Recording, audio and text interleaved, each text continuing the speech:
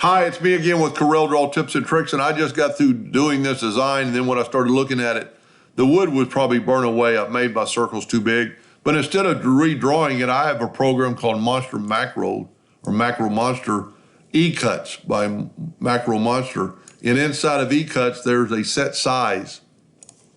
So we're going to set one, and then we're going to set them all. My circle, I've broken the curve apart. My circle is 2.442.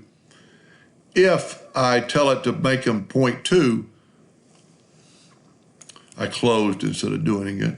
I'm going to update side. It made the circle smaller. So let's back up here, and you could do them all at once, holding down the shift key, and if you have, it's a lot easier to pick them. So I've got 8.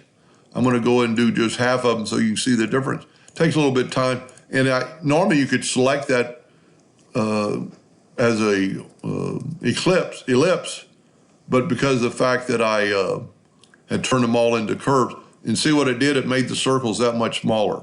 So you've got more wood.